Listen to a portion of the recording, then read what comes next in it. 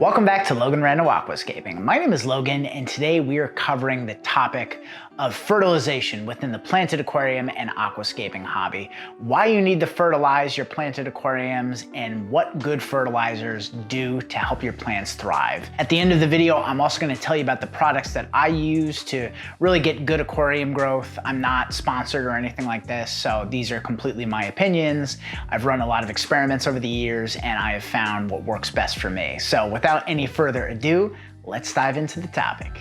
So why do you need to fertilize in the first place? Well, fertilizers contain nutrients and plants need nutrients to thrive. Just like with humans, plants need macronutrients and micronutrients. The macronutrients that plants need are nitrogen, phosphorus, potassium, calcium, magnesium, and sulfur. And macronutrients are used in the largest quantities. These constitute mostly what plants are made of, as well as carbon. So plants need these in higher quantities. And then they need very, very trace amounts of micronutrients. And some of the more common micronutrients that plants need are iron, chlorine, boron, manganese, zinc, and copper. So how do you actually get these nutrients to your plants? Well, for starters, most hobbyists use a nutrient-rich Aquasoil, and I myself use UNS Contrasoil, and then I juice it up with root tabs. So this is gonna get most of the nutrients we mentioned above to the plant roots. Additionally, most tap water is gonna provide the plants with calcium and magnesium, but if you're using RO water or your tap water is super duper soft like mine is here in Portland, you're gonna wanna reconstitute that water with some minerals. I use salty shrimp, GH, KH, and this makes sure that the plant and the fauna get the calcium and the magnesium that we need. So we've provided nutrients for the roots, we've got calcium and magnesium in our water, but what about the water column? An aquascape is like the bodybuilder of the aquarium hobby. They're going for this supernatural, really, really beautiful aesthetic. So this is where dosing nutrients into the water column is going to benefit you. And there are three sort of schools of thought that are prevalent in the hobby when it comes to dosing. And these have to do with the frequency and the density of the nutrients in these dosing regimes. So the first method is the lean method, popularized by ADA back in the early 2000s. And this is a method that has very low nitrates and very low phosphates. So your plants are still gonna get everything they need, but it's gonna be in much lower quantities, so their growth is gonna be slow and controllable.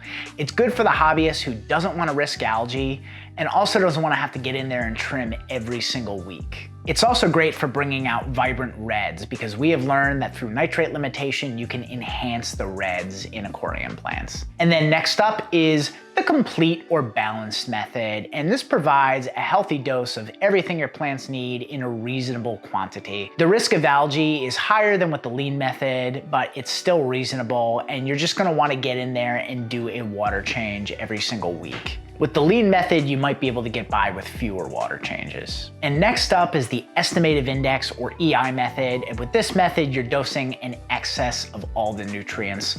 The hypothesis behind this method is give the plants an excess of what they need and they'll grow crazy fast and vibrant for you. And then just do a huge water change at the end of the week to sort of reset things, dilute the water back to zero, and then hit them back again with that excess, repeat every week. And with the EI method, you run the highest risk of algae because you got all these nutrients hanging out in your tank.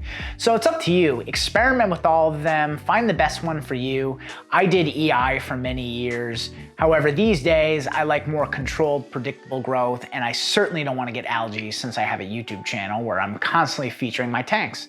So with most of my tanks, I'm dosing the balanced method, and with my tank that prominently features reds, I'm dosing the lean method. So how do you actually dose these nutrients? Well, if you're living in the US and other countries where you can buy the individual chemicals, you can actually mix your own. But these days, I don't really recommend that method, simply because there's so many great all-in-one, ready-to-go off-the-shelf bottles available for you. And the brand I've been using for the past couple of years has been the Hr Aquarist. I'm a big fan of Dennis Wong's sort of scientific approach to the planted aquarium. And a couple of years ago, when I found out that he had his own line of fertilizers, I jumped on it. So I use the Lean APT Zero in my tank that features reds, and then I use the APT Complete in my other tanks, and I've had very positive results. I don't see too many plant nutrient deficiencies. But there are lots of other great brands that produce all-in-one bottles. Just find one that you trust, talk to other hobbyists, and make your decision from there. So that's about all the time we have for today, but do me a favor and let me know down below in the comment